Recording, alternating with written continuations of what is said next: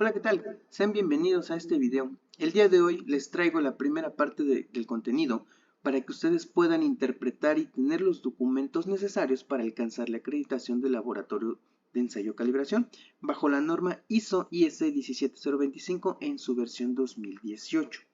Hoy quise compartir este video con ustedes, ya que implementar un sistema de gestión de la calidad es todo un reto y es bastante grande, y más si casi no estás familiarizado con un sistema. Y para los que ya han trabajado un sistema de gestión, pues ayudarles a agilizar este proceso que es alcanzar la meta que ustedes se van a proponer, que es acreditarse más que nada ante una entidad pues acreditadora, ¿no? Y así poder demostrar la competencia que tienen ustedes como un laboratorio acreditado. Bueno, pues en esta primera parte, ¿qué es lo que vamos a ver? Vamos a ver, de acuerdo a lo que ustedes han visto o descargado o adquirido ya la norma de ISO 17025 en su versión 2018, se dan cuenta que trae varios puntos. Entonces el día de hoy vamos a estar viendo desde el punto número 1 hasta el punto número 6. ¿Qué dice el punto número 1? El punto número 1 habla de objetivo y campo de aplicación. Bueno, que el objetivo de esta norma es crear laboratorios competentes o que los laboratorios sean competentes al momento de prestarle un servicio al público en general. ¿Y qué es competencia? Bueno, pues realizar actividades correctamente y sobre todo estas actividades deben estar apegadas a procedimientos y técnicas establecidas. Por ejemplo, en el caso de México, pues tenemos las normas oficiales mexicanas. Si estás fuera de México o en otro país, tendrías que apegarte a las normas que competen dentro de tu país. Habla también de que los laboratorios sean imparciales. ¿Y qué es imparcialidad? Bueno, pues evitar que existan conflictos de intereses y que estos conflictos de intereses puedan afectar la calidad de los resultados de los ensayos. Entonces, los resultados se deben de reportar tal cual han sido obtenidos, sin importar que afecte o no a un conocido, a un cliente frecuente o a una compañía grande. Por ejemplo, si ustedes tienen un conocido que tiene un restaurante o algún local comercio de alimentos y en algún momento llegar al laboratorio donde ustedes están y quisieran analizar una muestra de alimentos para ver el estado microbiológico de dicha muestra, pues ustedes la van a analizar y tienen que reportar lo que encontraron en la muestra. Los resultados que obtuvieron, eso los tienen que reportar.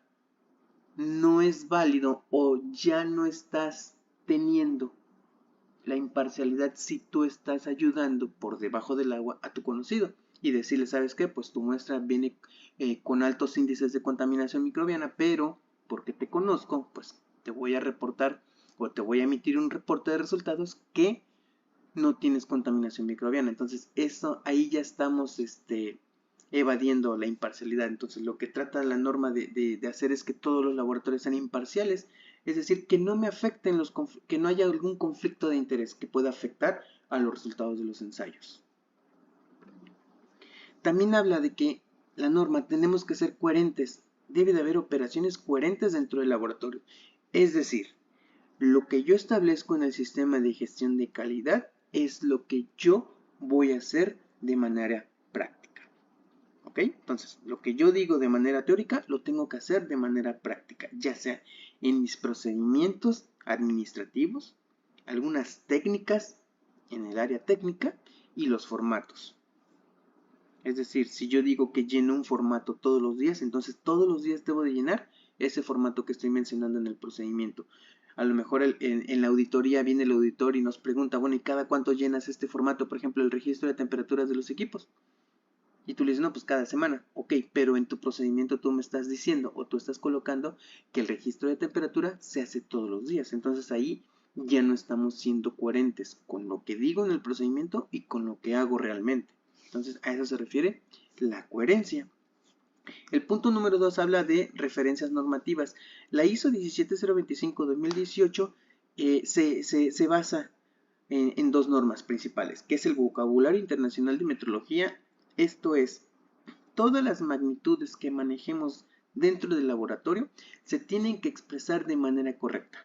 ¿Se acuerdan por allá en la universidad o en la escuela que en el caso de la masa, ya sea de 1 kilogramo a 10 kilogramos, es la K minúscula con la G. Si son 10 kilogramos no podemos poner K minúscula, G minúscula y S de plural. No, simplemente colocar las dimensiones tal cual están establecidas en el Sistema Internacional de Unidades. Otra norma en la cual se está basando también es en la norma mexicana S17000, que es la evaluación de la conformidad. ¿Y quiénes son organismos que evalúan la conformidad? Bueno, pues son personas acreditadas o la autoridad normalizadora. En este caso, los laboratorios que apenas van a estar entrando en el proceso de acreditación, pues no son organismos evaluadores de la conformidad. ¿Por qué? Porque aún no están acreditados. En el 3, pues de manera general son términos y definiciones que vienen a lo largo de la norma, que son los que vamos a ir viendo poco a poco a lo largo de este video. En el punto número 4 habla de dos aspectos: imparcialidad y confidencialidad. Es decir, todo personal que labora en el laboratorio, ya sea la parte administrativa o la parte técnica o la parte auxiliar, debe de ser imparcial y confidencialidad. Esto es bien importante o es muy importante demostrarle al auditor que nuestro personal o que en el laboratorio todos somos imparciales y que todos tenemos confidencialidad. ¿Cómo lo podemos evidenciar? Simplemente poniendo un formato que es una carta de imparcialidad y confidencialidad, en el cual ustedes redactan todo lo que necesita que lleve la carta de imparcialidad y confidencialidad, y después ser registrada con la firma de todo el personal al cual se le está dando ese documento a conocer. Más adelante, o en otros, o mejor dicho, en otros videos, yo les voy a estar enseñando o mostrando cómo fue que nosotros elaboramos todos esos procedimientos y formatos e instrucciones técnicas. Si gustan, igual de la misma forma podemos hacer un procedimiento desde cero, o mejor aún, darle yo los puntos que nosotros consideramos para poder acreditarnos en aquel entonces, que fue en el 2022 que nos acreditamos aquí en México.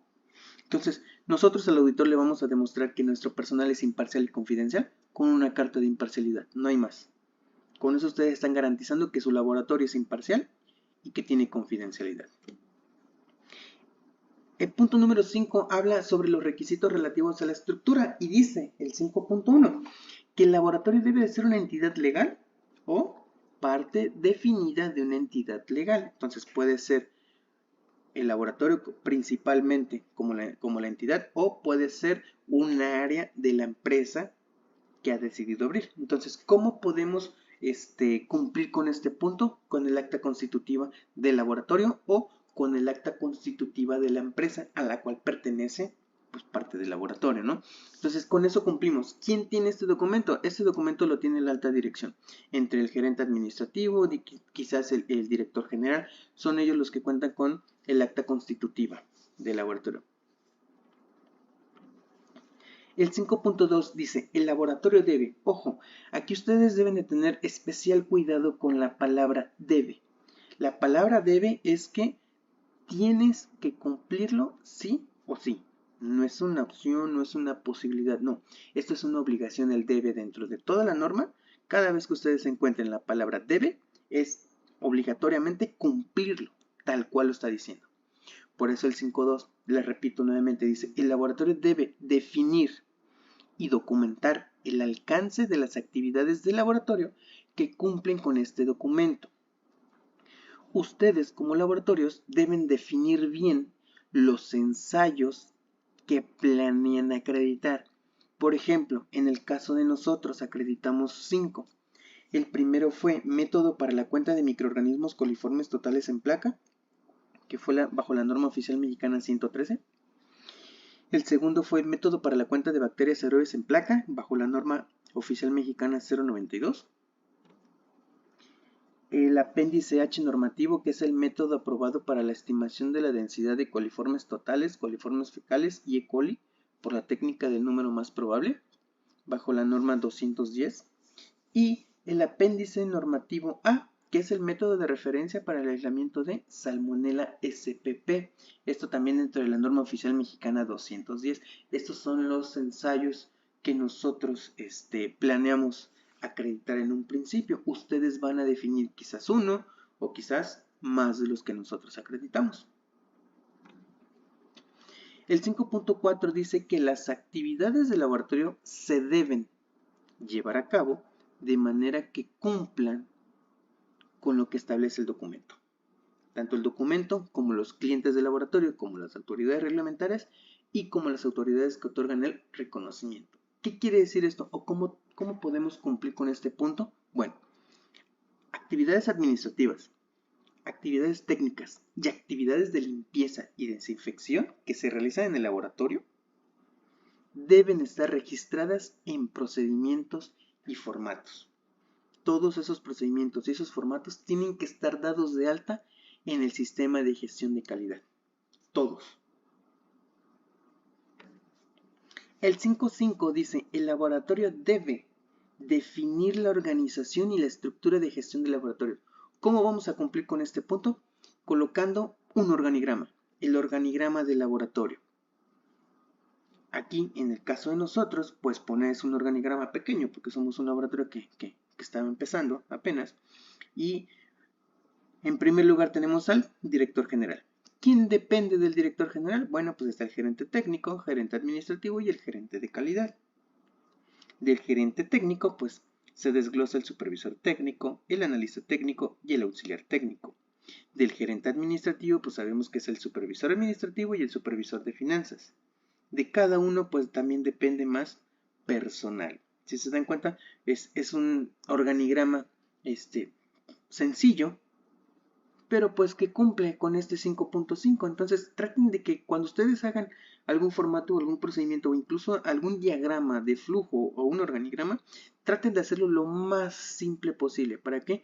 Para que ustedes no se compliquen la existencia tratando de analizar o de demostrar al auditor este tipo de documentos. Haciéndolo lo más fácil, también va a ser ustedes que la auditoría sea más fácil y más rápida.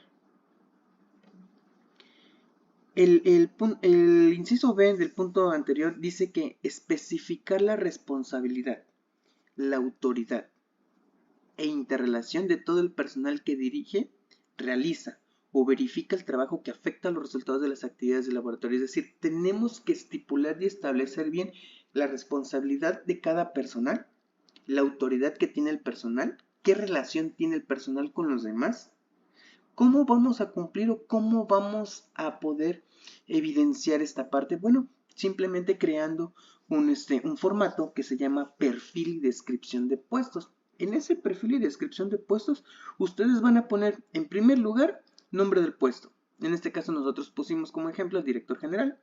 ¿A quién reporta el director general? Pues sabemos que no reporta a nadie, tampoco tiene jefe inmediato, ¿no? Porque es la máxima autoridad que tenemos.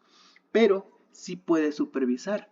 ¿Y a quién supervisa el director general? Bueno, supervisa el gerente de calidad, al gerente técnico y al gerente administrativo, que son los mismos con los que coinciden en el organigrama. Entonces aquí nosotros estamos siendo coherentes. Lo que digo es lo que va a hacer ese personal. Ahora, ¿qué requisitos mínimos se necesitan para poder desempeñar un puesto en el laboratorio? Bueno, en el caso del director, debe tener un nivel académico que lo pueda mantener competente en ese puesto, debe tener conocimientos especiales, debe tener una experiencia y unas habilidades para poder desempeñar ese puesto. También debe tener su descripción de funciones. Y ahí es donde nosotros o el encargado del sistema de gestión de la calidad va a colocar cuáles son las funciones que va a tener cada uno del personal dentro del laboratorio. Entonces, con esto cumplimos con un perfil y descripción de puestos. Y ahí vamos a poner, de igual forma como en el orden que viene en el organigrama, director general, los gerentes, los supervisores, los técnicos, los analistas y los auxiliares en el caso del área técnica. Ahora, también dice que hay que documentar esos procedimientos en la extensión, o sea, en el formato necesario para asegurar que las actividades del laboratorio estén protegidas prácticamente. Entonces nosotros, ¿dónde vamos a guardar los documentos electrónicos? Pues en carpetas y los tenemos que identificar. Una carpeta que sea especialmente para formatos, una carpeta que sea especialmente para procedimientos y esta carpeta que es para el área técnica. Dentro del área técnica pues también se va a desglosar formatos, procedimientos e instructivos. Entonces nosotros debemos de tener bien estipulado y bien ordenado toda nuestra documentación. ¿Para qué? Para poder tenerla a la mano fácilmente. El 5.6 dice, el laboratorio debe contar con personal que tenga la prioridad y recursos de implementar, mantener y mejorar el sistema de gestión de calidad. ¿Quién lo puede hacer? El gerente de calidad es el que lo va a implementar, el que va a mantener y el que va a mejorar el sistema de gestión de calidad. También debe de tener personal que pueda identificar las desviaciones del sistema de gestión de la calidad o de algunos procedimientos que tienen que ver con la realización de actividades en el laboratorio. Es decir, ¿quién va a identificar las desviaciones del sistema de gestión de la calidad? Bueno, pues el gerente de calidad. ¿Y quién va a ver si hay desviaciones en los procedimientos? Puede que sea el gerente de calidad o también sea el gerente técnico. ¿Por qué? Porque el gerente técnico se va más especializado a los procedimientos técnicos, que va a trabajar en equipo o en conjunto con el gerente de calidad para que puedan fusionar ambas partes, tanto la administrativa como la técnica. En el C, el inicio de acciones para prevenir o minimizar tales desviaciones, es decir, a lo mejor ya detecté una pequeña desviación en el sistema, bueno, tengo que prevenirlo y mi personal tiene que tener esa capacidad de identificar, prevenir o minimizar esas pequeñas desviaciones. También el personal debe de tener la capacidad de informar a la dirección del laboratorio acerca del desempeño del sistema de gestión de la calidad y de cualquier necesidad de mejora.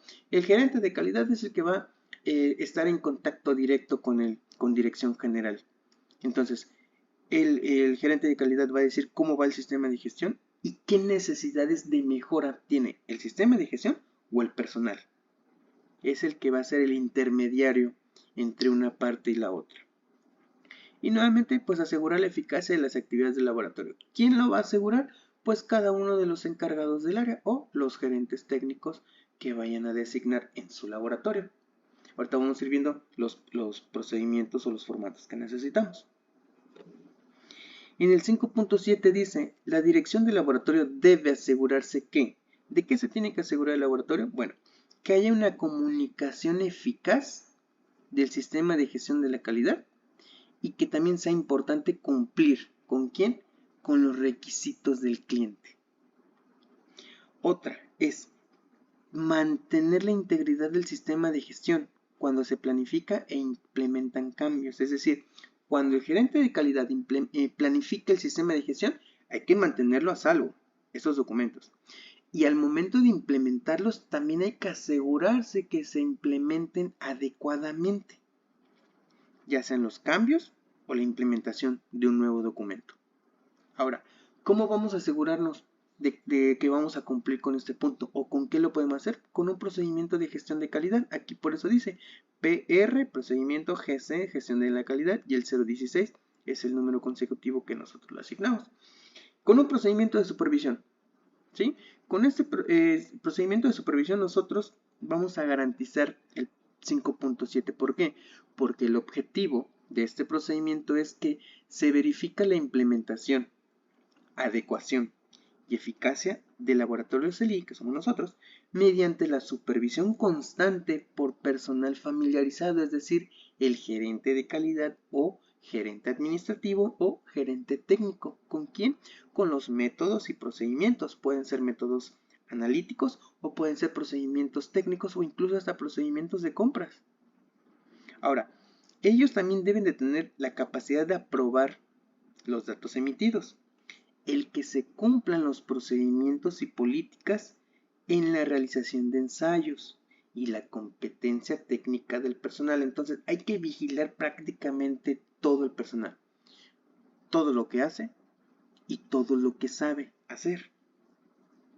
¿Cómo lo vamos a hacer? Bueno, ya tengo mi procedimiento, entonces tengo que tener algunos formatos, que es lista de difusión. ¿Cómo voy a dar a conocer la creación o implementación de nuevos procedimientos y formatos? Con una lista de difusión. Más adelante, si quieren, ahí en los comentarios me ponen si desean que les muestre cómo hicimos nosotros nuestra lista de difusión y con gusto se los muestre para poder agilizar su proceso. De eso se trata este video, que todos podamos alcanzar esa meta que nos estamos fijando. Entonces, ¿cómo puedo dar a conocer mis documentos que estoy creando, que estoy implementando? Con una lista de difusión. ¿Cómo sé que mi cliente o que nuestros clientes están teniendo un buen servicio? Manteniendo un registro de quejas y una encuesta de satisfacción. Cada vez que nosotros le brindemos un servicio a cualquier cliente, posterior a que le entregamos los resultados de los ensayos, tenemos que enviar una encuesta de satisfacción. ¿Para qué? Para saber cómo estamos tratando al cliente o para saber cómo es que el cliente nos percibe o nos está viendo. Y también de qué otra forma vamos a tener vigilado el sistema de gestión de la calidad. Bueno, con una supervisión, con una revisión por la dirección. Constantemente el gerente de calidad tendrá que estar haciendo una revisión por la dirección, es decir, director y gerentes con supervisores tendrían o tienen que reunirse mínimo cada 6 meses para ver cómo está avanzando el sistema de gestión, si tiene alguna mejora o si tiene algún punto débil, por así decirlo. Esto fue el punto número 5. Ahora, dentro del punto número 6 ya aquí se hace un poquito más extenso porque es ya prácticamente lo que queda del video. Es requisitos relativos a los recursos. Es todo lo que la dirección general va a suministrar para que el laboratorio pueda llevar a cabo todas las actividades para las cuales está designada. Y el 6.1 habla acerca de las generalidades. Y dice, nos encontramos otro debe, fíjense. El laboratorio debe tener disponibles personal, instalaciones, equipamiento, sistemas y los servicios de apoyo necesarios para gestionar y realizar sus actividades de laboratorio. ¿Cómo vamos a poder cumplir con este punto de generalidades? Simplemente con el manual de calidad. En el manual de calidad nosotros ponemos qué instalaciones tiene el laboratorio para poder ofrecer sus servicios. ¿Cómo sabemos si tenemos el equipamiento adecuado? Pues hacemos un inventario de laboratorio. ¿Cómo sacamos el inventario o cómo sacamos el equipo que vamos a utilizar para cada uno de los ensayos que deseamos acreditar? Bueno, como les comentaba anteriormente, en las normas oficiales mexicanas vienen todos los requisitos, tanto materiales como equipo, que se necesitan para poder llevar a cabo ese ensayo que viene en la norma. Entonces de ahí puedes guiarte para poder sacar tu inventario o para poder saber qué tipo de equipamiento necesitas. En el manual vas a mostrar las instalaciones que tienes por medio de un croquis, incluso aquí abajo lo puse. En el manual hay un apartado que es requisitos relativos a la estructura. Ahí mencionas o tienes que mencionar cómo está estructurado tu laboratorio y los requisitos relativos a los recursos, es decir, cómo lo vamos a poder, cómo vamos a suministrarle, mejor dicho, todos los recursos que el laboratorio necesite para poder cumplir con su meta. ¿Cómo voy a saber si tengo mi personal adecuado? Pues con un reporte de capacidad instalada. Mi reporte de capacidad instalada me va a decir si con el personal que tengo, cuántas muestras puedo procesar en un solo día o en una jornada de trabajo. Porque sabemos que hay laboratorios que tienen diferentes turnos, tienen incluso hasta 3 turnos de laborando. Entonces, con eso podemos cumplir con el punto número 6. Pasamos al 6.2, el personal. Dice, todo el personal del laboratorio, ya sea interno o externo, que pueda influir en actividades de laboratorio, es decir, que ayude o que colabore con ciertas actividades que le vayan a pegar o que vayan a influir o tener influencia sobre los resultados, ese personal tiene que ser competente, imparcial y tiene que trabajar de acuerdo al sistema de gestión de la calidad. ¿Cómo vas a saber cómo trabajar? Bueno, pues dándole una introducción o una inducción al sistema de gestión de la calidad. ¿Cómo sé que mi personal es competente? Bueno, porque antes de iniciar las operaciones de laboratorio, nosotros tenemos que hacer un procedimiento que se llama pruebas iniciales de desempeño. Es decir, cómo está mi personal técnico en cuanto a sus actividades. ¿Y en dónde lo voy a reportar? Bueno, en el reporte de pruebas iniciales de desempeño. Prácticamente aquí me dice cómo lo voy a evaluar y acá voy a ir poniendo la calificación o si mi personal es competente o todavía no es competente. Entonces, este procedimiento de pruebas iniciales de desempeño se va a apoyar de buenas prácticas en el laboratorio. Sabemos que el área técnica debe de tener bien presente las buenas prácticas en el laboratorio. Es decir, uso de cubrebocas cuando estás trabajando con unas muestras, uso de guantes, uso de cofia, uso de lentes, sobre todo uso de batas, uso del calzado adecuado para poder evitar accidentes. Todo eso lo debe de conocer nuestro personal del área técnica. Ahora, tengo que calificar a ese personal. Tengo que asentarle una calificación numérica para poder demostrar al auditor que mi personal es competente. Recuerden que todos estos procedimientos y estos formatos nos van a servir mucho para poder demostrar que todo nuestro personal es competente y que sabe hacer las cosas. Ok, ya hice las pruebas de desempeño, ya lo califiqué. Ahora, ¿qué es lo que tengo que hacer?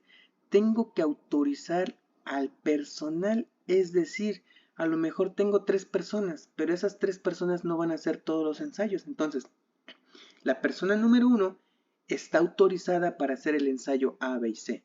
La persona número 2 a lo mejor está autorizada para hacer el ensayo D, E y F. Es un ejemplo. Y la persona número 3 está autorizada para hacer el ensayo H y J. Son ejemplos que les estoy dando. Entonces, tenemos que demostrarle al auditor que nuestro personal está capacitado y que también está autorizado para realizar ciertas actividades. Esto lo tenemos que evidenciar bien a la perfección. ¿Y cómo voy a demostrar que mi personal, tanto interno y externo, es imparcial? Pues nuevamente, lo hacemos firmar, o lo invitamos a firmar el Código de Ética y Confidencialidad y la Carta de Imparcialidad y Confidencialidad. Si se dan cuenta, la norma hace mucho hincapié sobre ser imparcial y sobre ser confidencial. Entonces también nosotros debemos hacerle hincapié a nuestro personal que tenemos que asegurarnos que están siendo imparciales y que están siendo confidenciales. Aquí se me estaba pasando, pero yo les recomiendo guardar todos los procedimientos y formatos que se desprendan de este documento, de pruebas iniciales de desempeño. ¿Por qué? Porque cuando nosotros sometemos al personal para saber su competencia, es prácticamente correr una muestra ciega. El gerente técnico prepara una muestra ciega y el personal que vaya a autorizar para los ensayos van a correr esa muestra a la par con el gerente técnico. Y todos, para ser competentes, deben de salir casi iguales con el gerente técnico. ¿Por qué? Porque se supone que el gerente técnico es el que tiene pues más jerarquía y el que tiene mayor experiencia y el que va a decidir quién es el personal autorizado para dichas operaciones dentro del laboratorio. Entonces, todos los documentos y formatos que se desprendan de este procedimiento, guárdenlos, porque sobre este se puede ir el auditor. En el caso de nosotros, el auditor empezó la trazabilidad de toda la auditoría, empezó la trazabilidad con los reportes de resultados de las pruebas iniciales de desempeño. De ahí jaló todo, desde la calificación, de cómo salimos en el reporte de pruebas iniciales de desempeño, cómo se escribieron las unidades en los reportes de resultados, verificó la calibración de los equipos, verificó el registro de temperaturas, por ejemplo, con un simple documento que fue el reporte de los resultados de las pruebas iniciales de desempeño. De ahí jaló todo para hacer la auditoría. Por eso es importante la trazabilidad y que esa trazabilidad no se interrumpa. Es como una cadenita. Esa cadenita no se tiene que interrumpir para que ustedes puedan demostrar la trazabilidad ante el auditor. Entonces, yo les recomiendo nuevamente guardar todos los formatos que salgan de este procedimiento, pruebas iniciales de desempeño. Les va a servir mucho, muchísimo les va a servir. El siguiente punto es 6.2.2. El laboratorio debe documentar los requisitos de competencia para cada función que influyen en los resultados de las actividades del laboratorio, incluidos que los registros de educación. Sabemos que, como en todo trabajo, pues nuestro personal debe de demostrar su competencia académica. ¿Y cómo lo hace? Con la entrega de los currículums. Nosotros, al estar revisando los currículums, vamos a ver si el personal que nos está llegando es el adecuado para las actividades que nosotros estamos implementando. Otra es la calificación, como les comentaba. ¿Cómo podemos demostrar que nuestro personal tiene buena calificación? Con reporte de pruebas iniciales de desempeño. ¿Cómo sabemos que tiene una formación adecuada? Con el currículum. ¿Cómo sabemos que tiene los conocimientos técnicos para desarrollar ciertos ensayos? También con el reporte de pruebas iniciales de desempeño. Sus habilidades y experiencias también. Calificación del personal. Aquí está su procedimiento y su formato. Pruebas iniciales de desempeño, procedimiento y formato. Con eso nosotros vamos a garantizar que nuestro personal tiene competencia. Más adelante, como les repito nuevamente, más adelante vamos a ver cómo es que se hacen o cómo se elaboran estos documentos para que ustedes también puedan visualizarlo mejor y entenderlo mejor. El 6.2.3 dice que el laboratorio debe asegurarse que el personal tiene la competencia para realizar las actividades del laboratorio de las cuales es responsable y para evaluar la importancia de las desviaciones. Si se van dando cuenta, pareciera ser que la norma es un poco repetitiva. ¿Por qué? Porque estamos trayendo acá nuevamente los formatos y procedimientos que les había mostrado en otras diapositivas. Entonces, si se dan cuenta, también la norma como que hace mucho hincapié acerca de la competencia del personal. Entonces, ¿cómo podemos cumplir? A veces con unos procedimientos y con unos formatos cumplimos con varios puntos de la norma. No es que por cada punto tengamos que crear un procedimiento y un formato. Ojo, no es así. Podemos cumplir varios puntos de la norma con un solo procedimiento y con un solo formato. No les vaya a suceder lo que nos pasó a nosotros. Nosotros veíamos cada punto de la norma y hacíamos formato y procedimiento. Y teníamos de procedimientos y formatos que no tienen una idea. Hasta incluso nosotros mismos pensamos, bueno, ¿y cómo me voy a aprender? ¿O cómo voy a poder identificar tanto formato y tanto procedimiento? Si son un montón. Entonces, a nosotros o al gerente de calidad se le ocurrió contratar un auditor externo para que nos viniera a hacer una auditoría interna. Es decir, las auditorías internas, las primeras auditorías internas no las hizo el laboratorio. Se contrató a un auditor externo para que viniera a hacer una auditoría interna. Y él nos iba guiando y nos iba diciendo, ¿sabes qué? O ¿saben qué? Tienen muchísimos formatos, entonces ustedes con un formato pueden cumplir varios puntos de la norma. Entonces ya fue cuando nos empezó a abrir los ojos y ya vimos que en realidad estábamos repitiendo algunos formatos y procedimientos. Entonces por eso aquí nuevamente yo les traigo los procedimientos y los formatos de las diapositivas anteriores. Por eso están calificación del personal, el formato y el procedimiento, pruebas iniciales de desempeño, el formato del reporte de pruebas iniciales de desempeño y autorización del personal. ¿Por qué? Porque dice que debe de asegurarse que el personal tiene competencia. Como les digo nuevamente, ¿cómo sé que mi analista técnico tiene la competencia? Pues con una prueba inicial de desempeño, con eso voy a demostrar. Si sale bien, obviamente, pues tiene la competencia. Entonces, recuerden, pueden ustedes cumplir con varios puntos de la norma con un solo formato y un solo procedimiento. El 6.2.4 dice que, nuevamente, el laboratorio debe comunicar al personal sus tareas y responsabilidades. ¿Cómo lo va a hacer? Este formato ya lo vieron anteriormente ustedes, con un perfil y descripción de puestos, que le diga al personal cuáles son sus tareas, cuáles son sus responsabilidades y cuál es su autoridad. Y aquí está el formato, es perfil y descripción de puestos. El 6.2.5 dice que el laboratorio debe tener procedimientos y conservar registros. ¿Para qué? Bueno, pues para determinar los requisitos de competencia. ¿De quién? ¿Competencia de quién? Del personal. Vamos a guardar esos registros, por eso les decía, cuiden mucho los resultados de los ensayos de las pruebas iniciales de desempeño, porque de ahí es donde parte el auditor. Entonces hay que guardar la calificación del personal, reporte de pruebas iniciales de desempeño junto con su procedimiento. Todo lo tenemos que conservar. Otro, seleccionar al personal. Nosotros tenemos que demostrarle al auditor cómo es que seleccionamos o cuál es nuestro criterio para seleccionar al personal. ¿Cómo lo hacemos? Con un procedimiento de gestión de personal, que es la contratación. Y nuevamente, ¿cómo sabemos cuándo vamos a contratar un personal? Bueno, porque algún gerente o algún encargado de área hizo una requisición de personal con un formato en el cual está solicitando la contratación de un personal con sus ciertas características que necesita ese puesto a requerir.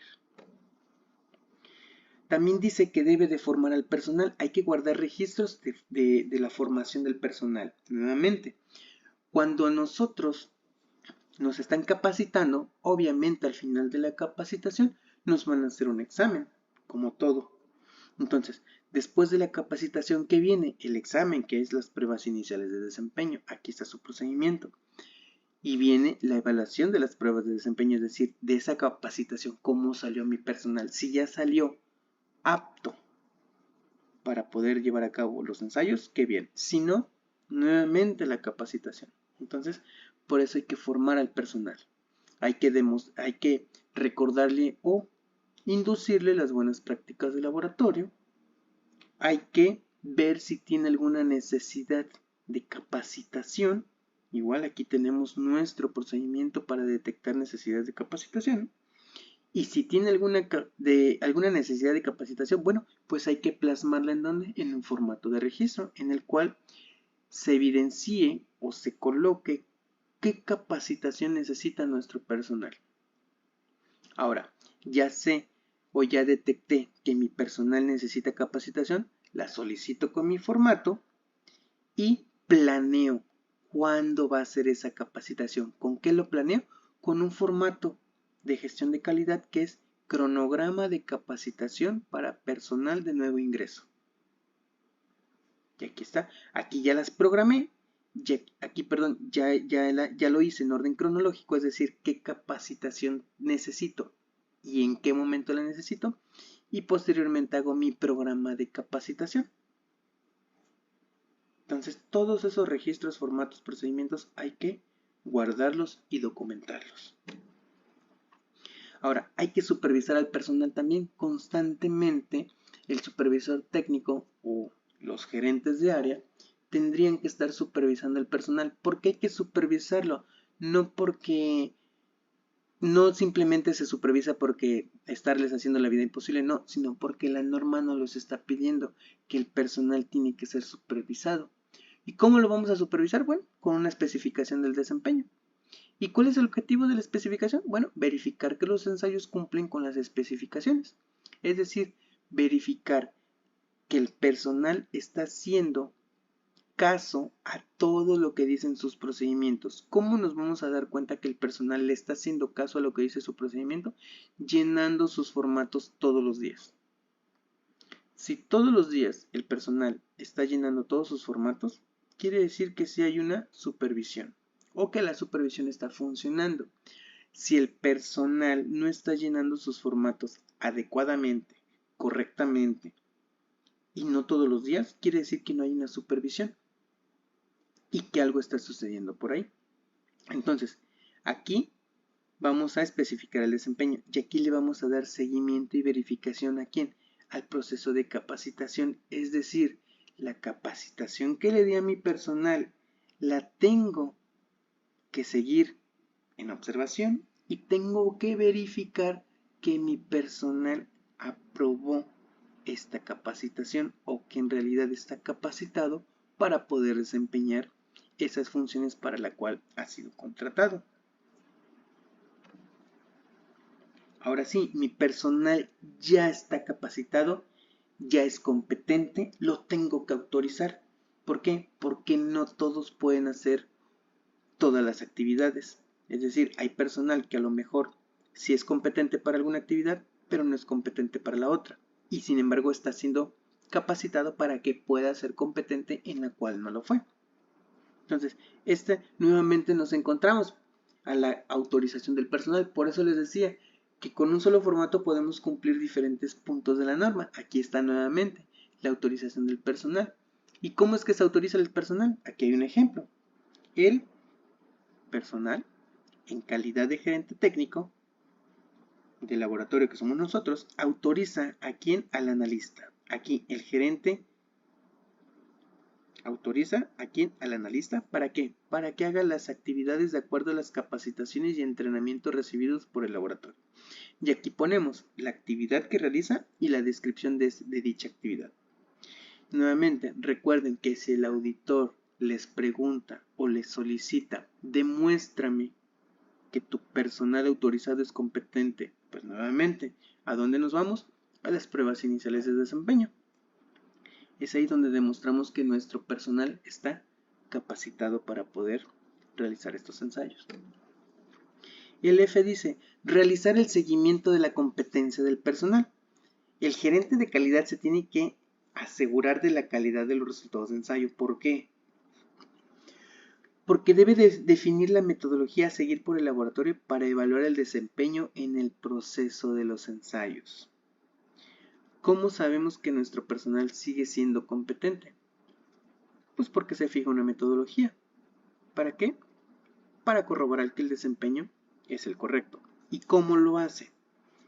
Lo hace con participación de ensayos intralaboratorios y evaluación del desempeño, es decir, una participación entre el personal del mismo laboratorio y la evaluación de las actividades.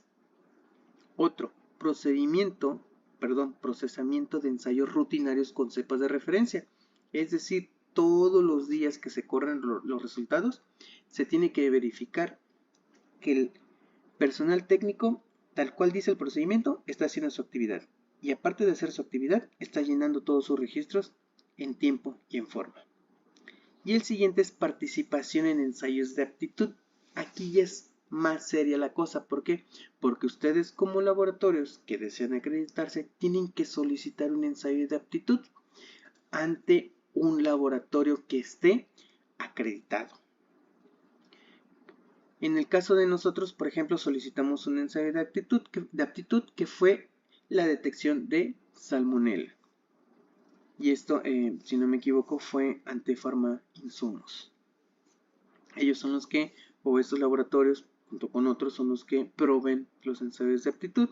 ¿Qué es un ensayo de aptitud? Bueno, ustedes solicitan un ensayo de aptitud ante un laboratorio y ellos les van a mandar una muestra. Una muestra en la cual no sabes si tiene o no el microorganismo en el cual te estás inscribiendo. Entonces, ellos les envían la muestra y ustedes tienen, creo que eso nos dieron a nosotros, en este caso, 6 semanas para correr la muestra y para emitir los resultados en una de las plataformas del laboratorio al cual le compramos el ensayo de aptitud. Entonces es como una tarea, como un classroom que tiene Google. Ustedes hacen su actividad y suben sus resultados o su tarea. De igual forma, eso es lo que hacen los laboratorios que venden los ensayos de aptitud. Te mandan la muestra, tú la procesas, emites un resultado en su plataforma y posteriormente, al paso de unos días, ellos te mandan la calificación. Simplemente es ¿pasaste o no pasaste? A eso se refiere. Si pasaste, pues obviamente estás asegurando todavía más la competencia de tu personal. ¿Por qué? Porque ya no está siendo el mismo gerente técnico el que sabe que tiene la muestra, sino que ya es un laboratorio completamente ajeno a nosotros. Y ante la auditoría, pues esto tiene muchísima validez. Pasar este ensayo de aptitud. El 626 dice que el laboratorio debe autorizar al personal para llevar a cabo actividades de laboratorio específicas. Nuevamente, con este punto cumplimos con el formato que antes vimos, que es autorización del personal. Entonces, aparte de que nosotros vamos a autorizarlo, ¿o para qué lo autorizamos? Bueno, lo autorizamos para desarrollar, ¿qué? Para desarrollar algún procedimiento, para modificar algún procedimiento, para verificar algún procedimiento o para validar algún método. ¿Y también para qué? ¿Para qué se autoriza? Para analizar los resultados de qué? De todas las muestras que se procesen, para incluir las declaraciones de conformidad o las opiniones e interpretaciones. ¿Cómo sabemos qué va a hacer cada quien? Bueno, pues con el perfil y descripción de puestos. Ahí va a decir, en la descripción de puestos vamos a poner si el personal va a desarrollar, modificar y verificar algún método, o si el personal va a analizar resultados, firmar reportes de resultados o qué es lo que va a hacer. Con esto cumplimos. Y obviamente con la autorización del personal para hacer algunas actividades. Ahora también dice informar, revisar y autorizar los resultados. Ante la entidad acreditadora en la que ustedes estén buscando tener la auditoría, hay algo que ellos les solicitan, que es los signatarios. Es decir, la entidad acreditadora les va a solicitar quiénes van a ser sus signatarios para los diferentes métodos o ensayos que van a acreditar. Entonces, ustedes deben de tener documentado quiénes van a ser sus signatarios dentro del laboratorio, y por eso se tiene que crear el procedimiento firmas reconocidas en informes de ensayo. Estas firmas, aparte de que van a ser reconocidas por el mismo laboratorio, van a estar registradas también en la página oficial de la entidad acreditadora. En el caso de nosotros, pues aparecen nuestros nombres ante la entidad acreditadora. ¿Y cómo cumplimos con este punto? Con el nombramiento de signatario. El 6.3, instalaciones y condiciones ambientales. Las instalaciones y las condiciones ambientales deben ser las adecuadas para las actividades del laboratorio. ¿Por qué? Porque si no son adecuadas, estas van a afectar severamente los resultados de los ensayos. Es decir, ¿qué creen ustedes que pasaría si en el cubículo donde estamos procesando muestras esté lleno de humedad? Obviamente nuestras muestras se nos van a contaminar, vamos a tener una famosa contaminación cruzada. Nuestra muestra va a entrar limpia y nosotros las vamos a contaminar aquí y vamos a tener que un falso positivo, es decir, muestra que llegó limpia se nos contamina aquí y vamos a decir que viene contaminada desde su toma de muestra. Entonces, el laboratorio se tiene que asegurar que las condiciones ambientales son adecuadas. ¿Para qué? Para procesar muestras. Por eso abajo les puse las influencias que pueden afectar adversamente la validez de los resultados pueden incluir ¿qué? Contaminación microbiana, es decir, que la limpieza y desinfección de los locales, es decir, mesadas, puertas, ventanas, vidrios o lo que sea dentro del cubículo donde se siembra, no esté bien descontaminado o no esté bien desinfectado. Y si no está bien desinfectado, ¿qué es lo que va a ocasionar? Una contaminación microbiana. Lo que les decía, una contaminación cruzada. No debe de haber polvo dentro de nuestra área de siembra. No debe de haber perturbaciones. Ni tampoco debe de haber un incremento o una temperatura pues también elevada que nos puede afectar en la medición de los resultados. Entonces, nosotros tenemos que demostrarle al auditor que nuestro laboratorio tiene las condiciones ambientales adecuadas. De igual forma, aquí tenemos que poner procedimientos y formatos, que se los voy a mostrar. Y aquí están. Entonces, se deben documentar los requisitos para las instalaciones y las condiciones ambientales necesarias para realizar las actividades. Es decir, nosotros tenemos que poner procedimientos de limpieza y registros de limpieza para asegurar las condiciones ambientales. El 6.3.3, el laboratorio debe realizar el seguimiento y controlar y registrar las condiciones ambientales. Es decir, no nada más se va a desinfectar y limpiar los locales una vez a la semana, no, tiene que ser todos los días. Entonces, para que la persona o la persona encargada de la limpieza pueda saber cómo tiene que limpiar, dónde tiene que limpiar, con qué tiene que limpiar y cada cuánto tiene que limpiar, nosotros tenemos que crearle un procedimiento técnico que es limpieza y desinfección de locales. Ahí le vamos a decir qué va a limpiar, con qué va a limpiar, cómo va a limpiar y cada cuánto tiempo va a limpiar. Y una vez que la persona encargada de limpieza tenga su procedimiento, debe de tener un registro general de la limpieza en donde esta persona registre lo que limpió, cómo lo limpió, dónde lo limpió y cuándo lo limpió. Después nosotros tenemos que tener un instructivo técnico. ¿Para qué? Para evaluar la contaminación ambiental y tener nuestro formato de control ambiental. Esto es para evitar contaminaciones cruzadas. Como les repito nuevamente, les voy a ir mostrando cómo se hacen estos procedimientos, esas instrucciones y estos formatos. Otro, debe de haber una instrucción de cómo se tiene que lavar el material de rutina. ¿Con qué lo vas a lavar? ¿Cómo lo vas a lavar? ¿Cuándo lo vas a lavar? ¿Cómo lo tienes que secar? ¿Y cómo lo tienes que guardar? Y también con su formato de control de lavado de cristalería y empaque. Ahora, para poder hacer la limpieza y desinfección es necesario que, nosotros formulemos nuestras soluciones desinfectantes. ¿Cómo vamos a saber cómo formularlas o el personal de limpieza cómo lo va a saber? Bueno, con un procedimiento que es preparación de químicos de limpieza y desinfección. Y nuevamente tiene que haber un formato del rol de uso de desinfectantes. Sabemos que las bacterias o los microorganismos luego se hacen resistentes a los desinfectantes, entonces hay que irlos intercalando, es decir, una semana uso uno, otra semana lo cambio y uso otro. ¿Por qué? Porque eso es lo que el auditor recomienda, que no se use siempre el mismo desinfectante, que mínimo tengas 3 desinfectantes. Con 2 está bien, pero a veces ellos te sugieren más, pero con 2 cumplen ustedes. Entonces hagan su rol de uso de desinfectante para decir en qué semana lo estás utilizando y en qué semana lo estás cambiando. ¿Cómo vamos a controlar las condiciones ambientales? Pues con un control de temperatura y de humedad. Entonces, con un termohigrómetro. Nosotros aquí tenemos un termohigrómetro y todos los días pues vamos a registrar temperatura y humedad. Y en el formato lo vamos anotando y el auditor revisa y ve que llevamos todo un control de temperatura y humedad. Y también debemos de tener un formato de la preparación de las soluciones de trabajo. ¿Por qué? Porque son las soluciones que se van a utilizar para correr las muestras todos los días e incluso son las soluciones que se van a utilizar para la limpieza y la desinfección. Entonces, con todos estos puntos o con todos estos formatos y procedimientos e instrucciones estamos garantizando el cumplimiento de estos puntos que les acabo de mencionar.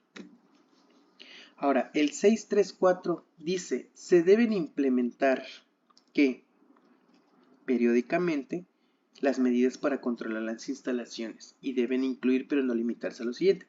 Entonces, aparte de implementar medidas, hay que realizar medidas para controlar instalaciones, hay que darle la revisión periódica a esas medidas para controlar la instalación. ¿Y cómo lo podemos hacer? Pues simplemente resguardando o manteniendo vigilado el acceso y el uso de las áreas que afecten las actividades del laboratorio. Sabemos que si una persona ajena a una área, pues puede manipular erróneamente alguno de los equipos. Entonces, ¿qué es lo que tenemos que hacer? Pues simplemente rotular e identificar las diferentes áreas dentro del laboratorio. Por ejemplo, cuarto de limpieza, área de lavado, zona de esterilización, área de recepción, área restringida y la ruta de evacuación del RPBI. Entonces, para que nosotros también mantengamos vigilados el personal externo, debe de haber un registro de ingresos de personal externo, es decir, personas que vengan de visita o en el caso de estas estudiantes que están haciendo su servicio social, debemos de mantener un registro de su entrada y de salida. También el auditor recomienda que para cada proceso de cada muestra se debe tener un área específica, es decir, nosotros no podemos tener junto el área de pesado con el área de siembra. No puede estar el área de siembra con el área de lavado y esterilización. Entonces ellos recomiendan que se delimiten bien todas las áreas y que se rotulen y que estén obviamente por separado. Con eso ustedes garantizan el cumplimiento de este punto. El B, hay que prevenir ¿qué? Pues la contaminación, la interferencia o influencias adversas a las actividades del laboratorio.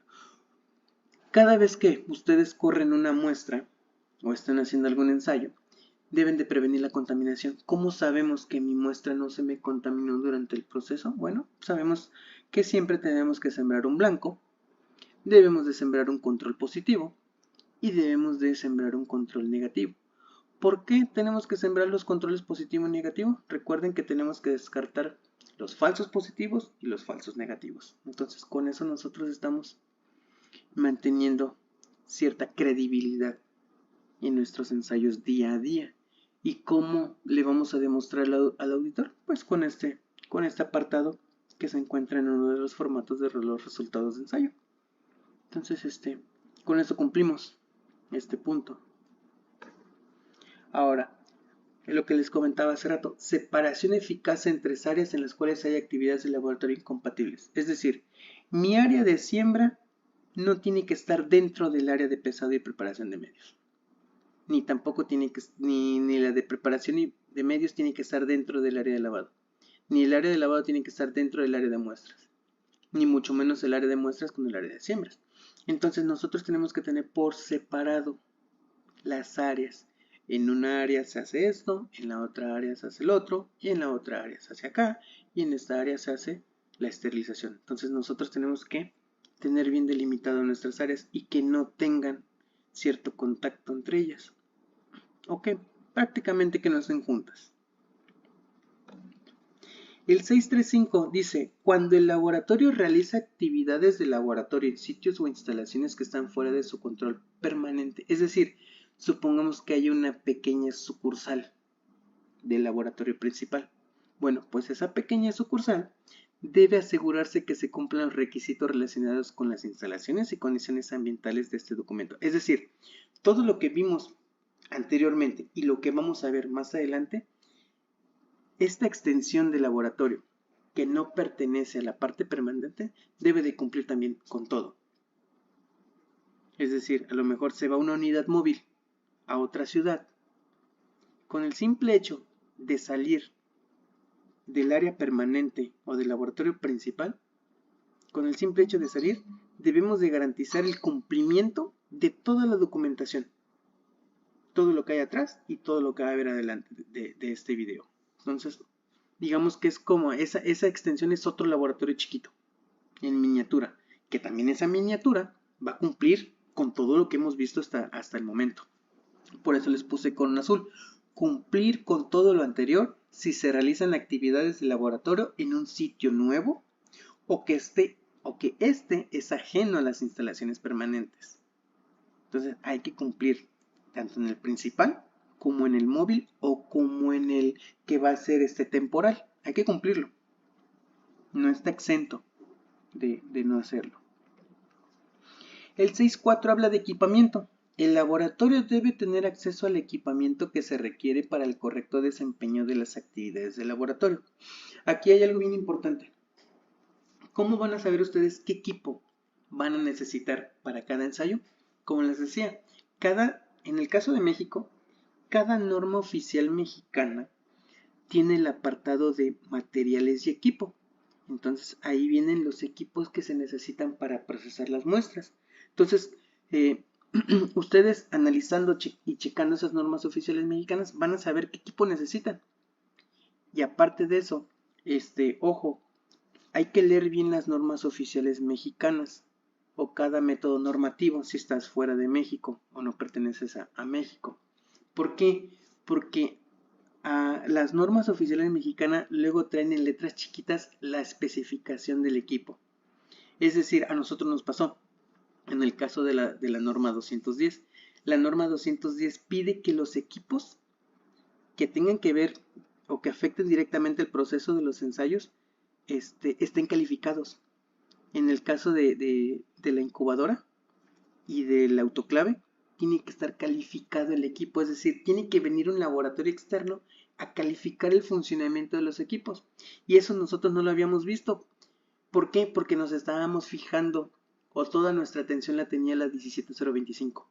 Entonces, como la 17025 no decía que el equipo tenía que ser calificado, pues nosotros no lo mandamos a calificar.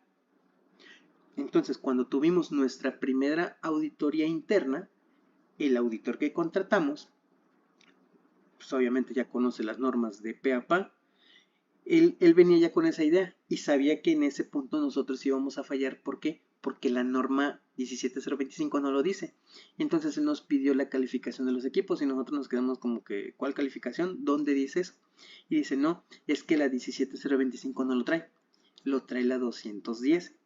Y efectivamente nosotros checamos y en un párrafo bien pequeño decía que todos los equipos utilizados en los ensayos deben de estar calificados. Bueno, pues ¿qué fue lo que hicimos? Contratar un laboratorio que viniera a calificar los equipos y esperar pues, la calificación que le estaban brindando o que le estaban dando ese equipo. Entonces hay que tener mucho cuidado, deben de analizar bien las normas de los ensayos que ustedes van a acreditar. Léanlos todo bien minuciosamente porque si les pide calificación de equipos hay que calificarlos.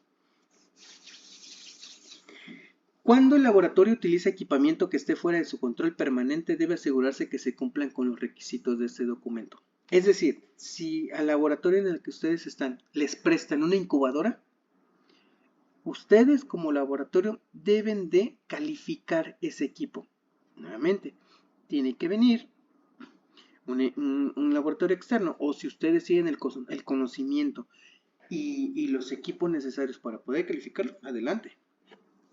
Pero si les están prestando una incubadora, tienen que calificarla para saber si está funcionando correctamente. Y tienen ustedes que saber en dónde calienta más, en dónde calienta menos o en dónde está calentando más o menos. Sabemos que la incubadora luego el calor no es uniforme, a veces calienta más en el fondo y hasta arriba o a veces calienta más en el fondo y hasta abajo. Entonces en el caso de nosotros, nuestra incubadora no estaba calentando homogéneamente. Le tuvieron que hacer una modificación y en la parte de abajo le tuvieron que poner un ventilador que estuviera distribuyendo todo el aire caliente. Entonces por eso les digo, lean bien sus normas oficiales mexicanas o las normas competentes en cada país para cada ensayo, porque pide calificación de equipos. El 643 habla de que el laboratorio debe contar con un procedimiento, ¿para qué? Para manipular, transportar, almacenar, usar, mantener, todo planificado acerca del equipo. Es decir, debe de haber un procedimiento de cómo manipular el equipo. Muchas veces lo trae el manual y con que ustedes muestren el manual al auditor, se lo hace válido. ¿Por qué? Porque en el manual viene cómo manipularlo. A veces hasta viene cómo transportarlo y dónde almacenarlo. Entonces ahí ustedes chequen y pregúntenle a su auditor si puede ser válido el manual de usuario del equipo. En caso de que no lo tengan, porque puede suceder, entonces tendrían ustedes que hacer un procedimiento que es el manejo de equipo. Y en el manejo de equipo, ¿cuál es el objetivo? Bueno, pues establecer la identificación, es decir, tengo que identificar bien mi equipo, tengo que establecer cada cuándo lo voy a calibrar, tengo que establecer cada cuándo lo voy a verificar, cada cuándo le voy a dar mantenimiento a este equipo. ¿Por qué? Porque sabemos que pertenecen a un área donde es muy sensible la alteración del funcionamiento del equipo. Sabemos que la alteración de un equipo le pega directamente a los resultados. Entonces, y eso nos puede afectar y traer muchos problemas. Entonces, ustedes pueden crear este procedimiento técnico que más adelante, si gustan, se los puedo mostrar. Otro, ¿cómo voy a saber que tengo el equipo adecuado? Bueno, pues hago una checklist para la revisión de las características de la compra de equipo. Aquí voy a ver si el equipo el cual yo pedí o que el laboratorio pidió cumple con las características que se necesitan para empezar a procesar muestras. Ok, ya cumple. Bueno, tengo que hacer una ficha del equipo en el cual consta de toda la identificación de fábrica del equipo. Y también tengo que hacer un programa de mantenimiento para cada uno de los equipos. Es decir, no hay que ser tan específicos o tan extensos con este formato. Simplemente decir si le voy a hacer mantenimiento correctivo o preventivo y cada cuánto.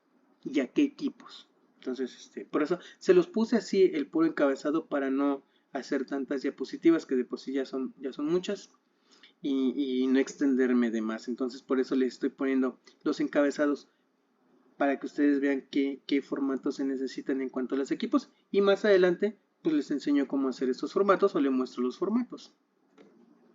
El 644 habla de que el laboratorio debe verificar que el equipamiento cumple los requisitos específicos. Nuevamente, caemos con el formato anterior. Con el checklist de revisión de características de la compra de equipo, nosotros vamos a poder cumplir con este punto. Por eso, ¿se acuerdan que les decía? A veces con un solo formato cumplimos en varios puntos de la norma. Ahora, aquí hay que ver algo importante, porque en caso de reinstalación, hay que consultar con el reporte de calificación del equipo. Es decir, si ustedes mandaron a mantenimiento una incubadora, un autoclave o algún otro equipo, tienen que volver a hacerle el reporte de calificación. O a lo mejor el mismo laboratorio, la misma empresa que le hace el mantenimiento, ya sea preventivo o correctivo, le vuelve a hacer la calificación para que ustedes estén seguros de que el equipo está funcionando correctamente. El 645 habla de que el equipo utilizado para la medición debe ser capaz de lograr la exactitud de la medición o la incertidumbre de la medición. Aquí estamos hablando de potenciómetros, estamos hablando de termómetros. ¿Por qué? Y de incubadoras, porque sabemos que la temperatura le pega y fuerte a los resultados de los ensayos microbiológicos. ¿Cómo vamos a garantizar que los equipos de medición tienen esa exactitud? Con el reporte de calificación del equipo y con el certificado de calibración. Reporte de calibración de mi incubadora y un certificado de calibración del termómetro que va dentro de la incubadora. Entonces, con eso cumplimos nosotros. Y si se dan cuenta, no es un formato que tengamos que hacer, simplemente es mostrarle al auditor el documento de reporte de calificación del equipo y el certificado de calibración. Y con eso vamos a poder cumplir con este punto. El 646 habla de que el equipo de medición debe ser calibrado ¿cuándo? Nosotros ¿cuándo tenemos que mandar a calibrar? Cuando la exactitud afecta el resultado, es decir, cuando el equipo no sea tan exacto. Obviamente, cuando se haya vencido la calibración, por lo regular a los termómetros o a algunos equipos les dan un año de vencimiento para la calibración. Cuando se utilizan balanzas para medir la masa, es decir, tanto balanzas como termómetros, pues hay que mandarlos a calibrar porque le pegan directamente ¿a qué? A los resultados de los ensayos. Si ustedes pesan medios de cultivo de menos, le va a pegar el resultado. Si pesan más, le va a pegar el resultado. Si ustedes ponen a incubar a una temperatura menor, le pega el resultado. Si lo hacen a una temperatura mayor, también le pega el resultado. Entonces, ustedes deben de cerciorarse que sus equipos de medición están trabajando exactamente y correctamente. El 647, el laboratorio debe establecer un programa de calibración. ¿Ok? Voy a mandar a calibrar mis equipos. ¿Cada cuánto lo voy a hacer? Entonces, por eso aquí les puse otro encabezado, que es programa anual de calibración, año en que se calibró y la próxima calibración. Y hacia abajo, todos los equipos que se van a calibrar. Entonces, son formatos bien sencillos que, como les decía, se los voy a mostrar. Todos los equipos que requieran calibración o tengan un periodo de validez definido se deben etiquetar, codificar o identificar. Aquí es que si nosotros detectamos que un equipo no está trabajando correctamente, a lo mejor una balanza, un termómetro, un autoclave, una incubadora, que no está trabajando correctamente, ¿qué es lo que hacemos? Tenemos que identificarlo y etiquetarlo. ¿Para qué? Para que otra persona no se vaya a equivocar y la utilice en algún ensayo. Sabemos que si se utiliza en un ensayo un equipo que no está trabajando correctamente, tenemos que rehacer todo. Entonces nos estamos metiendo en graves problemas si estamos utilizando un equipo que no trabaja correctamente. Por eso es importante que ustedes lo etiqueten. Pueden ponerle falta calibración, equipo fuera de laboratorio o fuera de operación, requiere calibrado, o ya cuando está etiquetado le ponen su calcomanía de calibrado, o requiere reparación, requiere mantenimiento, requiere calibración, etc. El chiste es que ustedes, y no nada más ustedes, que todo el personal puede identificar fácilmente qué equipo utilizar y qué equipo no. A eso se refiere este punto. 649. Equipo que haya sido usado inadecuadamente o que los resultados, cuestionables o de resultados cuestionables, ¿qué es lo que tienen que hacer? Etiquetarlo. Fácil. Si un equipo tuvo una descarga eléctrica y que pues milagrosamente volvió a prender, pues lo seguimos ocupando sin ningún problema, no. ¿Por qué? Porque no sabemos si va a afectar los resultados de los ensayos. Entonces, ¿qué es lo que tenemos que hacer? Tenemos que etiquetarlo. A lo mejor equipo sufre una descarga o equipo requiere mantenimiento urgente por descarga eléctrica. Hay que etiquetarlo, siempre, siempre, siempre. ¿Y cómo vamos a saber que el equipo está trabajando nuevamente de manera correcta? Otra vez, con el reporte de calificación del equipo y o un certificado de calibración. 6.4.10. Cuando sean necesarias las comprobaciones intermedias para mantener confianza en el desempeño de equipos, estas comprobaciones deben llevar a cabo de acuerdo con un procedimiento. Sabemos que todos los días, si se corren muestras, pues se utiliza la balanza. Todos los días se utiliza el autoclave, todos los días se utiliza los termómetros. Entonces nosotros tenemos que tener un programa para verificar que la balanza, como está en el ejemplo de aquí, está trabajando correctamente. Se tiene que hacer un procedimiento. ¿Para qué? Para establecer los criterios para llevar a cabo la verificación metrológica de la balanza a través de un estimado de error de medición. Es decir, antes de que yo empiece mi jornada de trabajo y empiece a pesar mis medios de cultivo, tengo que hacer una verificación de la balanza. Y por eso lo voy a registrar en el formato análisis de excentricidad y repetibilidad de mi balanza, que esos también se los voy a explicar porque este ya tiene fórmulas para emitir un resultado. Entonces, antes de empezar a trabajar con los ensayos o con las muestras, tenemos que verificar que nuestros equipos están funcionando correctamente. Aquí está otro, verificación de micropipetas. De igual forma tenemos que hacer un formato que es la verificación de micropipetas. Verificación del potenciómetro. Sabemos que el potenciómetro se utiliza todos los días cuando se prepara el medio de cultivo. Pues de igual forma hay que verificarlo. Verificación de la columna de mercurio. Antes de utilizar un termómetro hay que ver, bueno, si el termómetro es de mercurio, hay que ver que la columna no esté fraccionada. Si está fraccionada, hay que intentar unirla. En el caso de que ya no se pueda, ese termómetro hay que desecharlo o hay que mandarlo a ver si un laboratorio puede tratar unir esa columna, que lo dudo mucho. Entonces hay que sacar de operación ese termómetro en el caso de que la columna de mercurio esté fraccionada. 6.4.11. Cuando los datos de calibración y de los materiales de referencia incluyen valores de referencia o factores de corrección, el laboratorio debe asegurar que los valores se actualizan e implementan. Por ejemplo, sabemos que no todos los termómetros son exactos.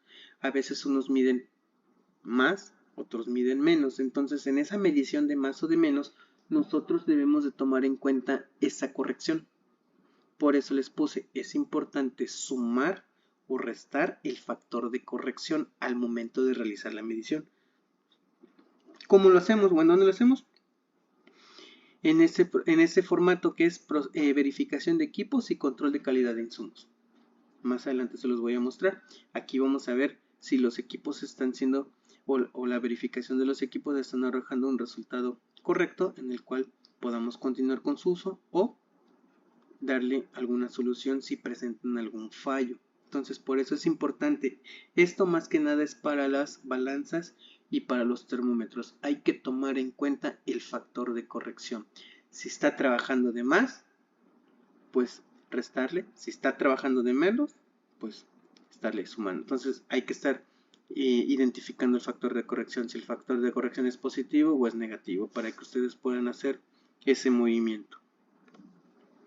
Otro, el laboratorio debe tomar acciones viables para evitar ajustes no previstos del equipo que invalidarán los resultados. Es decir, nosotros o el laboratorio debe designar o autorizar al personal qué equipo sí utiliza y qué equipo no. ¿Cómo lo hacemos o cómo se lo demostramos al auditor? Con una carta de autorización para el manejo de equipo de laboratorio.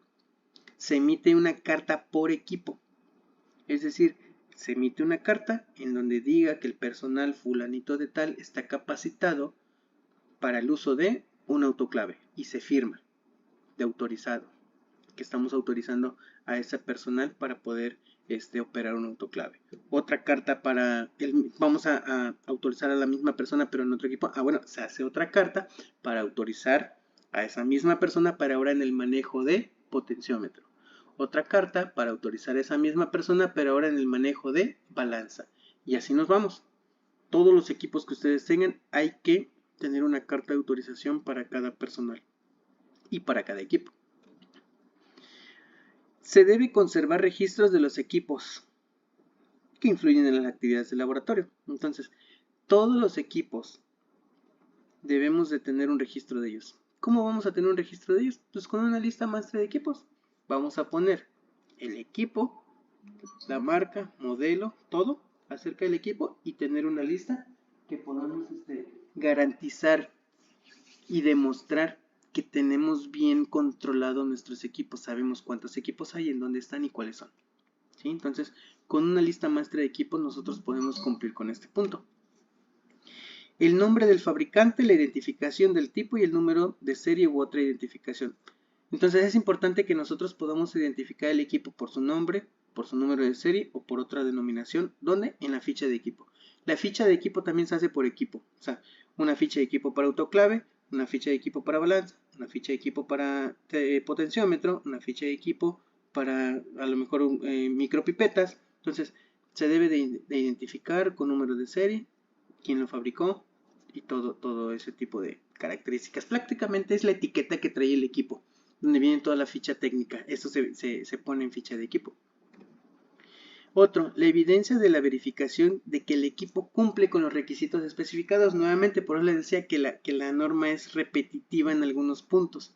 Hay que verificar que el equipo cumple. ¿Cómo lo vamos a evidenciar? Con un reporte de calificación del equipo y con el certificado de calibración. Y si se dan cuenta les volví a poner el mismo formato, verificación de equipos y control de calidad de insumos.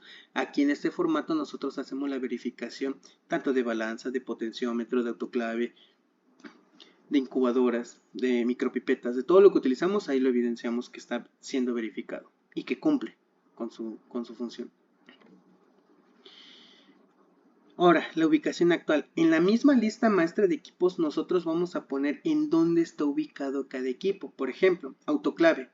El autoclave está en el área de esterilización.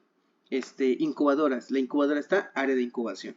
Balanza, área de pesado. Entonces, tenemos que decir en dónde está ubicado cada uno de nuestros equipos. Otra, en las fechas de calibración, los resultados de las calibraciones, los ajustes, los criterios de aceptación y la fecha de la próxima calibración o el inventario, nosotros lo tenemos que registrar todo eso. ¿En dónde? En un programa anual de calibración. Se va a poner el equipo, cuándo se calibró, quién lo calibró, si aprobó la calibración y cuándo se tiene que volver a calibrar. Entonces, les voy a ir mostrando cómo se hacen estos formatos. La documentación de los materiales de referencia, los resultados, los criterios de aceptación y las fechas pertinentes. Hay que guardar todo eso. Tenemos nosotros que guardar certificados de las cepas de referencia y estas cepas acuérdense que deben de tener trazabilidad. Les recomiendo adquirir cepas ATCC y que se las pueden, que cuando la adquieran tenga trazabilidad, obviamente a la cepa principal de donde fueron obtenidas, ¿no? Otro, tenemos que guardar los certificados de materiales de referencia, a lo mejor algunas soluciones buffer que también tengan trazabilidad. Eso también se las venden el CENAM. El CENAM vende los materiales de referencia. El plan de mantenimiento y el mantenimiento llevado a cabo, es decir, hay que tener un programa de mantenimiento, ya sea mantenimiento correctivo o mantenimiento preventivo. Los detalles de cualquier daño, mal funcionamiento, modificación o reparación realizada en el equipo, hay que tener todo de registro, todo el registro de eso hay que tenerlo. ¿Y en dónde lo vamos a ver qué fue lo que se le hizo al equipo? Pues simplemente en un reporte de mantenimiento preventivo o correctivo. ¿Por quién? Lo va a emitir una persona especializada para realizar dicha tarea. Esto lo puede hacer un laboratorio externo que se encargue de darle mantenimiento preventivo o correctivo a los equipos. El 6.5 habla de la trazabilidad metrológica. El laboratorio debe establecer y mantener trazabilidad metrológica de los resultados de sus mediciones por medio de una cadena ininterrumpida y documentada de calibraciones. Es decir, debemos de demostrar que todos los equipos que están utilizando dentro del laboratorio tengan bien sus calibraciones o que su calibración esté al día.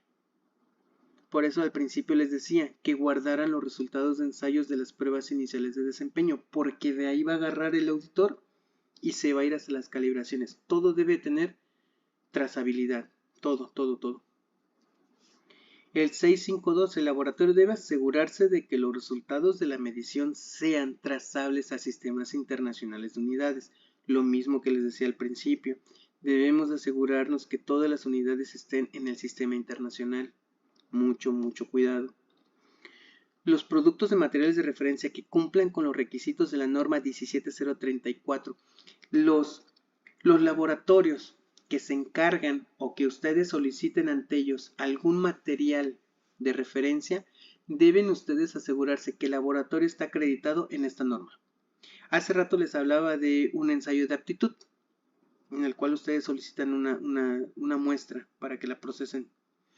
Ese laboratorio en el cual ustedes están comunicando o que le están adquiriendo este servicio, deben de cerciorarse de que el laboratorio está acreditado ante esta norma, porque también los auditores se van sobre esto, porque así se van a cerciorar de que su ensayo de aptitud o sus materiales de referencia están acreditados también.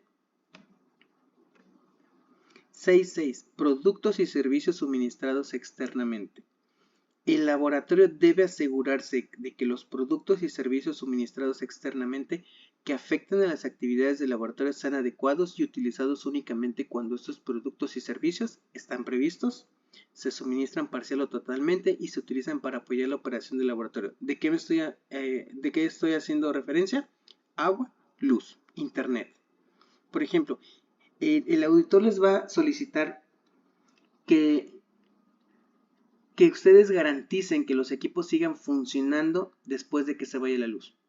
¿Cómo va a garantizar el laboratorio el suministro de luz cuando haya un corte de electricidad? Pues simplemente con una planta eléctrica. El auditor pregunta por una planta eléctrica para que el laboratorio pueda seguir trabajando ininterrumpidamente, porque sabemos que si una incubadora se queda sin luz por varias horas, también le pega al resultado.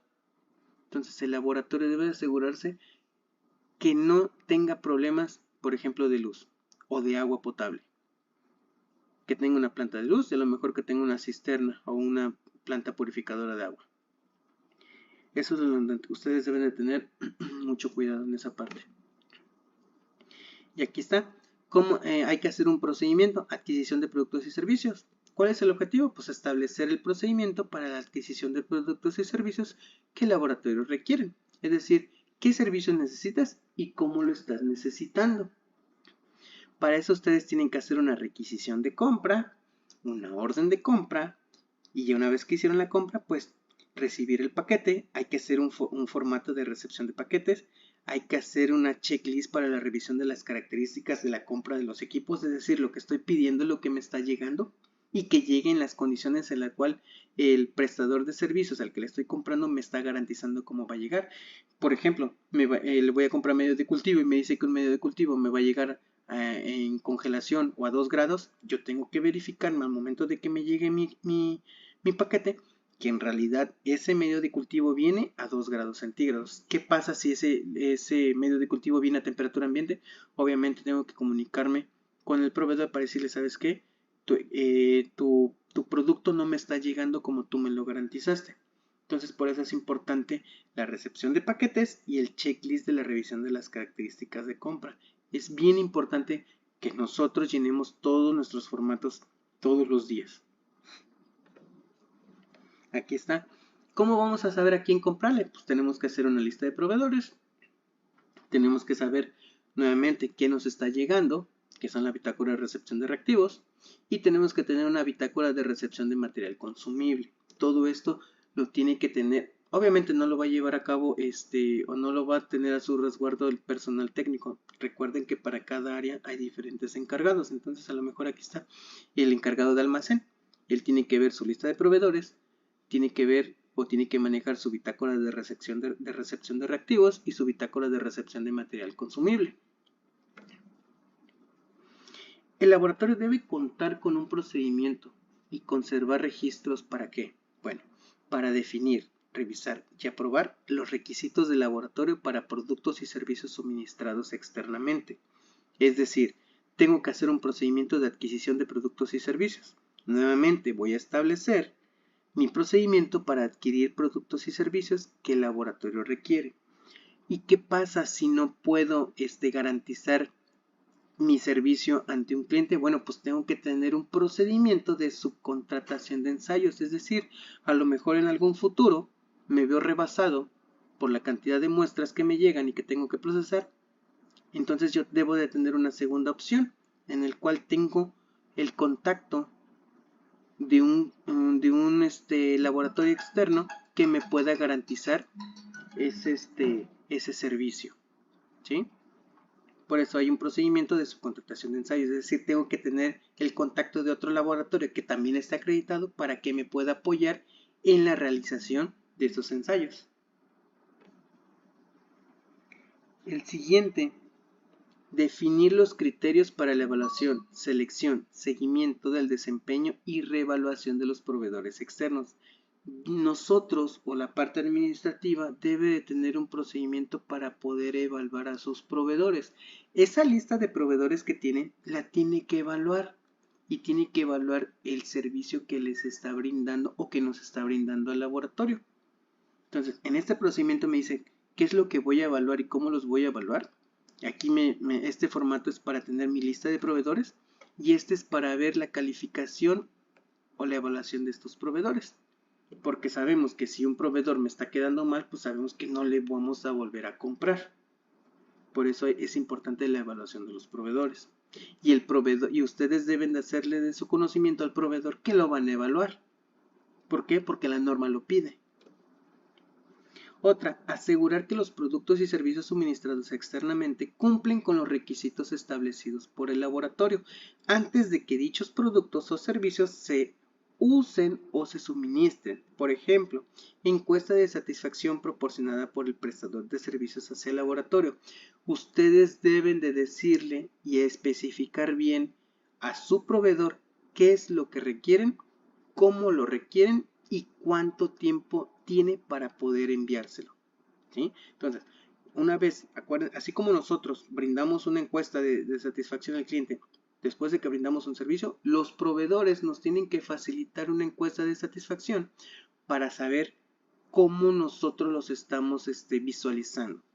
Entonces aquí está, y nuevamente nos vamos a direccionar con la evaluación de los proveedores. Es decir, si un proveedor al cual yo califiqué en su encuesta de satisfacción lo califiqué mal porque no me cumplió en tiempo y en forma, pues obviamente la evaluación que le voy a aplicar pues va a ser muy baja.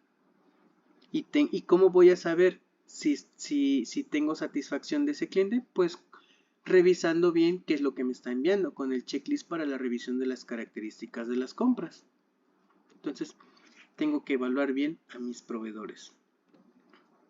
Otra, emprender cualquier acción que surja de las evaluaciones. Es decir, si un proveedor fue evaluado con la calificación más baja, inmediatamente yo se la tengo que dar a conocer a mi proveedor. ¿Sabes qué?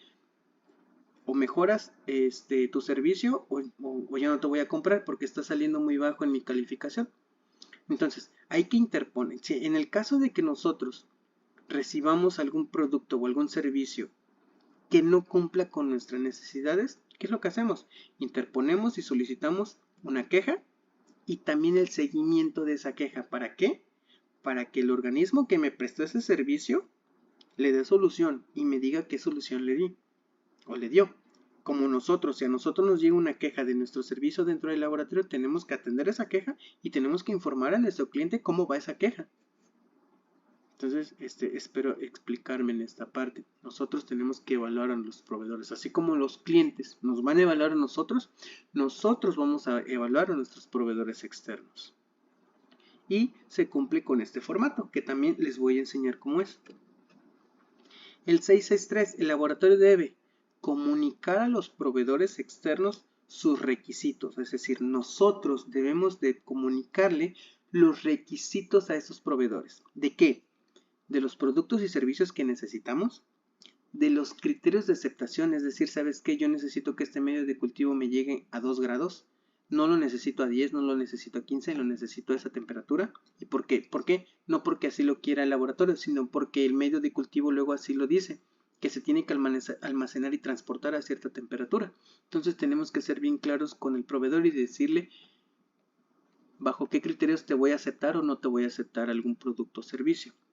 La competencia, incluyendo cualquier calificación requerida del personal, de las actividades del laboratorio o sus clientes pretendan llevar a cabo en las instalaciones del proveedor externo. Entonces, todo servicio que nosotros estemos solicitando, ya sea servicio o producto, tenemos que evaluar y antes de evaluar le tenemos que dar a conocer al proveedor cómo es que solicitamos ese producto o ese servicio. ¿Cómo lo vamos a hacer? En la orden de compra. En esta orden de compra nosotros especificamos todos los detalles que debe de tener nuestro producto o servicio. Por eso dice, corroborar la información del servicio y producto que se ha solicitado con la cotización. Es decir, yo le pido algo y el proveedor me contesta con una cotización. Y en la cotización se viene toda la descripción del producto o servicio.